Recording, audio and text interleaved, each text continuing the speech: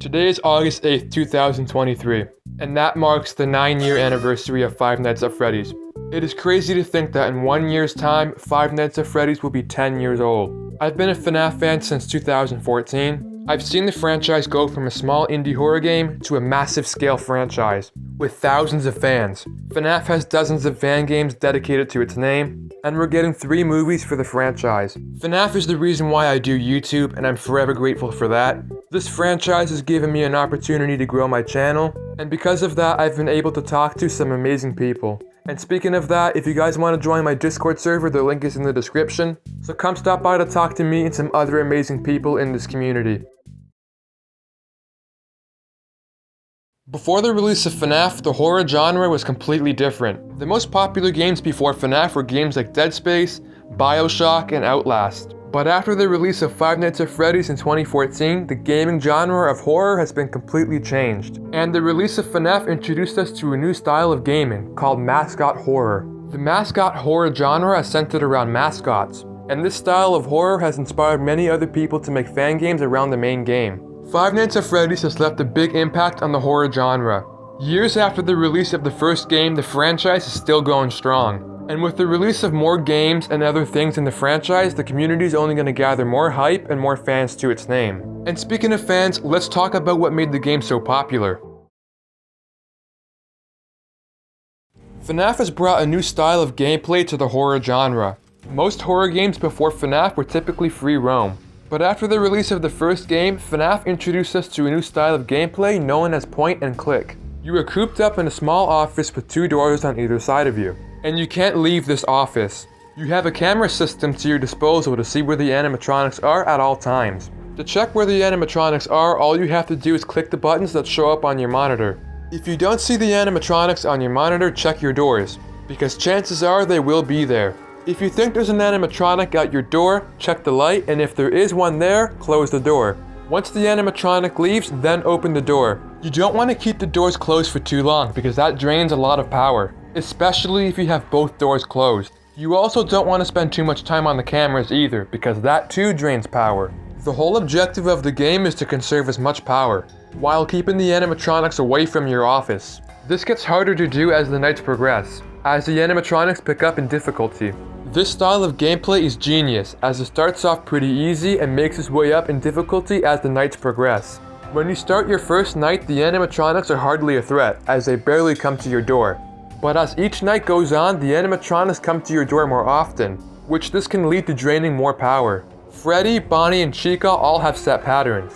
Bonnie will start to make his way down to your left door, and Freddy and Chica will make their way down to the right door. That's not typically a problem. The only problem here is Foxy.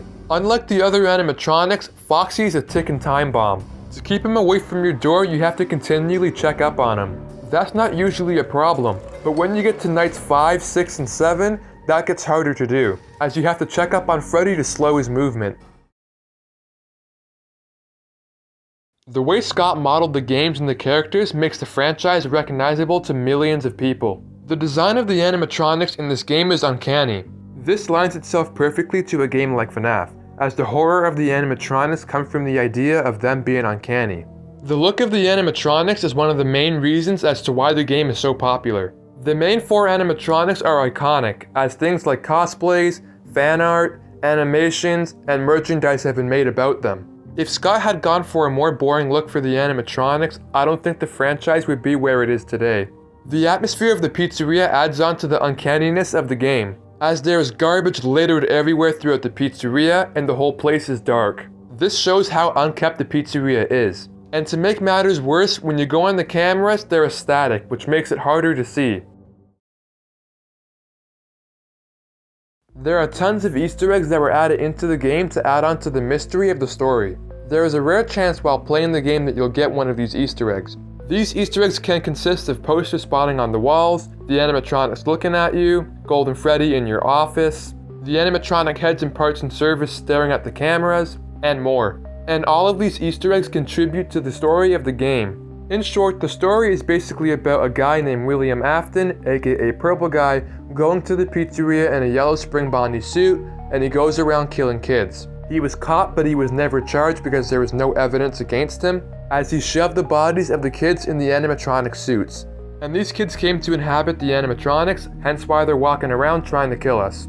He was eventually let go and he kept on murdering kids. Many people came together to try and solve the mystery of FNaF, which just leads me to my next point. Many YouTubers have came together to try and solve the mysteries of FNaF.